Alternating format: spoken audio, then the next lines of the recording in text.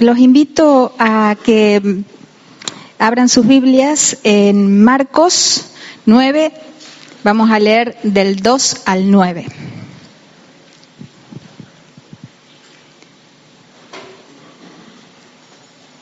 Bueno, es un pasaje que habla sobre la transfiguración de Jesús.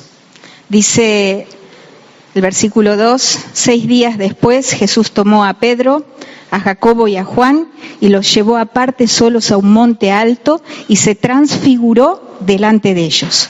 Y sus vestidos se volvieron resplandecientes, muy blancos como la nieve, tanto que ningún lavador de la tierra los puede hacer tan blancos. Y les apareció Elías con Moisés, que hablaban con Jesús. Entonces Pedro dijo a Jesús: Maestro, bueno es para nosotros que estemos aquí. Bueno es para nosotros que estemos aquí. Y hagamos 3 enramadas, una para ti, otra para Moisés y otra para Elías. Porque no sabía lo que hablaba, pues estaban espantados. Entonces vino una nube que les hizo sombra, y desde la nube una voz que decía: Este es mi Hijo amado, a él oíd. Y luego, cuando miraron, no vieron más a nadie consigo, sino a Jesús solo. Y descendiendo ellos del monte, les mandó que a nadie dijesen lo que habían visto, sino cuando el Hijo del Hombre hubiese resucitado de los muertos. Bueno, en este relato nos encontramos con Jesús y los 3 discípulos que lo habían acompañado, que regresaban del monte donde habían vivido una intensa experiencia espiritual. Y no me cabe la menor duda que así fue, sobre todo para los discípulos, para Juan, para Jacobo y para Pedro. El Señor les había advertido que no compartieran con nadie lo que habían visto, ni siquiera con los otros 9 discípulos que habían quedado en el valle, no habían subido al monte. De pronto, esta experiencia tan tremenda que tienen con Jesús, queda atrás la gloria de esa transfiguración, y después de semejante experiencia se vieron envueltos en una situación de conflicto. Cuando ellos bajaron del monte se ven envueltos en una situación particular. ¿Por qué les digo esto? Vamos a leer el 9 del 14 al 23. Habla sobre el relato de un muchacho que estaba endemoniado. Ellos bajan del monte y miren con lo que se encuentra. Cuando llegó, a partir del 14, cuando llegó a donde estaban los discípulos, vio una gran multitud alrededor de ellos y escribas que disputaban con ellos. Y enseguida toda la gente, viéndole, se asombró y corriendo a él le saludaron. Y él les preguntó: ¿qué disputáis con ellos? Y respondiendo uno de la multitud dijo: Maestro, traje a ti a mi hijo que tiene un espíritu mudo, el cual donde quiera que le toma, le sacude y echa espumarajos y cruje los dientes y se va secando. Y dije a tus discípulos que lo echasen fuera y no pudieron. Y respondiendo él les dijo: oh generación incrédula, ¿hasta cuándo he de estar con vosotros? ¿Hasta cuándo os he de soportar? Traédmelo. Y se lo trajeron, y cuando el espíritu vio a Jesús, sacudió con violencia al muchacho, quien cayendo en tierra se revolcaba echando espumarajos. Jesús preguntó al padre: ¿cuánto tiempo hace que le sucede esto? Y él dijo: desde niño. Y muchas veces le echa en el fuego y en el agua para matarle, pero si puedes hacer algo, ten misericordia de nosotros y ayúdanos. Seguramente toda la familia estaba sufriendo esta situación, porque imagínense un niño desde pequeño que sufre estas cuestiones. Ya era un muchacho. Jesús le dijo: si puedes creer, al que cree todo le es posible.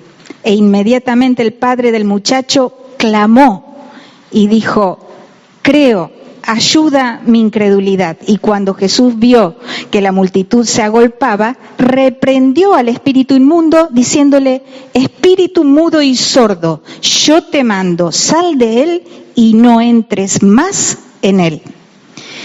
Entonces el espíritu, clamando y sacudiéndole con violencia, salió y él quedó como muerto, de modo que muchos decían: está muerto.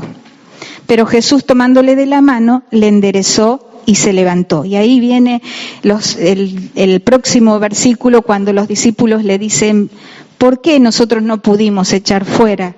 No lo pudimos hacer. Y entonces Jesús le dice: este género con nada puede salir sino con oración y ayuno. Toda esta situación de conflicto, esta escena que vemos en esta oportunidad, guarda similitudes con otros relatos bíblicos en los que también encontramos que a una experiencia intensamente espiritual es sucedida por una situación de conflicto o de pecado. Y les doy un ejemplo. Cuando el pueblo de Dios salió de Egipto y estaba peregrinando por el desierto, llegaron al monte Sinaí, y resulta que Moisés, que era el líder que los estaba guiando, subió al monte porque el Señor le iba a dar las tablas de la ley, de los 10 mandamientos. ¿Y qué pasó? Tras esa experiencia, tuvo que bajar repentinamente del monte porque el pueblo se había prostituido tras un becerro de oro. Resulta que, como Moisés se había demorado 40 días y 40 noches en el monte, el pueblo dijo: bueno, no sabemos qué le está ocurriendo a este Moisés, haznos unos dioses que vayan delante nuestro. Y así se prostituyeron detrás de un becerro. Y ahí tenemos una experiencia, Moisés con Dios, dándole las leyes para su pueblo, y luego esta decepción, esta situación que tuvo que vivir con el pueblo. Una más. Jesús, luego de ser bautizado, fue inmediatamente llevado al desierto para ser tentado. Si vamos a Mateo, por favor, 3, 16 y 17, dice: y Jesús, después que fue bautizado, subió luego del agua, y he aquí los cielos le fueron abiertos, y vio al Espíritu de Dios que descendía como paloma y venía sobre él. Y hubo una voz de los cielos que descendía, que decía: este es mi Hijo amado, en quien tengo complacencia. Este es el Dios al que nosotros hemos honrado hoy y hemos alabado. Este es el Dios que ha resucitado, nuestro Dios y el único Dios verdadero, el que el Padre dice: este es mi Hijo amado, en quien tengo complacencia. ¿Y qué pasó después de esto, de esta experiencia? Bueno, en el 4, 1 al 3 dice: entonces Jesús fue llevado por el Espíritu al desierto para ser tentado por el diablo. Leí que esta es una cita que concertó el Espíritu mismo. Y el 2 dice: y después de haber ayunado 40 días y 40 noches tuvo hambre. Y vino a él el tentador y le dijo: si eres el Hijo de Dios, di que estas piedras se conviertan en pan. Y así podríamos seguir leyendo todos los embates que tuvo que sufrir el Señor Jesús después de ser bautizado, que el Espíritu descendió en forma de paloma sobre él y que se escuchó la voz del Padre, que era su Hijo amado. Tuvo que vivir todas estas situaciones. Y el último ejemplo que les doy es cuando los apóstoles, cuya predicación había logrado la conversión de multitudes en Jerusalén, No habían terminado de hablar cuando cayeron sobre ellos los oficiales del templo para arrestarlos. Y esto sí lo tenemos en Hechos 4, pero no lo vamos a leer. Decimos entonces que después de una experiencia espiritual importante, podemos esperar una situación de conflicto, y existe una razón para esto, y es que el enemigo desea arrebatar de la mano de los hijos de Dios la bendición que pueden haber recibido. ¿Cuándo nos sentimos bendecidos como iglesia? Esto no siempre es así, pero puede suceder. Y está bueno que estemos advertidos. ¿Cuándo nos sentimos bendecidos?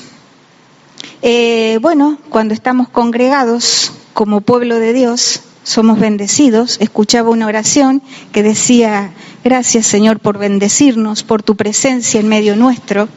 Es un privilegio tan grande poder estar en la presencia del Dios vivo. Ustedes ayúdenme a pensar. Yo puse, por ejemplo, los jóvenes cuando están reunidos o cuando están en campamento, que realmente son bendecidos de una forma especial. Los mayores, cuando disfrutamos de encuentros especiales, decididamente el Señor se mueve de una manera especial y trae bendición sobre nuestras vidas. Y no, como no podía ser menos, los niños en la escuelita bíblica que ellos reciben, estamos sembrando la buena semilla, y si las familias cuidamos de esto y la iglesia cuidamos de esto, cuando sean viejitos no se van a apartar del buen camino, porque eso lo dice la palabra. Pero nosotros tenemos que cuidar de eso, cuidar esta bendición sobre nuestros hijos y sobre nuestra descendencia. ¿Se están de acuerdo que somos bendecidos en todas estas oportunidades? Sí, ¿no es cierto? Bueno, sin embargo, las estrategias del enemigo no escapan al trabajo del Señor en nuestras vidas, como claramente lo indica la experiencia de Cristo en el desierto, que tuvo que enfrentarse, como dije recién, a todos estos embates del enemigo que quería hacerlo tropezar. Pero tengamos en cuenta, escuché en una oportunidad que este enemigo que tenemos no es ningún improvisado, y es así, no es ningún improvisado, pero nuestro Dios es el que tiene todo el poder, toda la autoridad y toda la soberanía, y este enemigo no va a ir más allá de lo que el Señor mismo se lo permita. Así que nosotros, el pueblo de Dios, nos sentimos seguros porque Él es nuestro Dios. Bueno, por eso los momentos de fuerte lucha espiritual que siguen a una gran bendición son poderosos instrumentos en las manos de Dios para que se afiance en sus hijos esta bendición que hemos recibido. Nosotros sabemos que cuando pasamos tiempo de dificultad, estos son el mejor marco para comprobar la eficacia de aquello que hasta ese momento solo conocíamos en el plano de lo teórico. Y esto es verdad. Nosotros creemos en la palabra, la proclamamos, pero a veces en momentos especiales es que tenemos que poner nuestra fe en marcha y comprobar todo esto que creemos, ponerlo por obra. Y por último, estar advertidos de esto que le decía, de que después de recibir una bendición podemos tener momentos difíciles, y ahí está el Señor para sostenernos, para fortalecernos. Estar advertidos de esto no servirá para que podamos evitar esas situaciones de conflicto, sino para que permanezcamos en guardia y rechazar toda disposición de desánimo o de renegar de nuestra fe, que a veces suele ocurrir. Hemos escuchado la semana pasada, nos recordábamos un hermano sobre la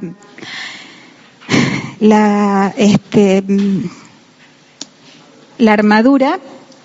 El Señor nos ha dado una armadura que tenemos que tomar toda esta armadura. Estamos protegidos desde nuestra cabeza hasta la punta de nuestros pies. Y yo les decía a los chicos de la Casa Bíblica esta semana cuando estuve con ellos que a veces tenemos puesta una parte de la armadura y esto no es suficiente. Y que esta armadura que el Señor nos da es eficaz en la medida que, como dice la palabra, el poder que levantó de los muertos a Jesús es el que obra en nosotros. Y cuando ese poder obra en nosotros es que esta armadura es eficaz y nosotros somos eficaces peleando la buena batalla.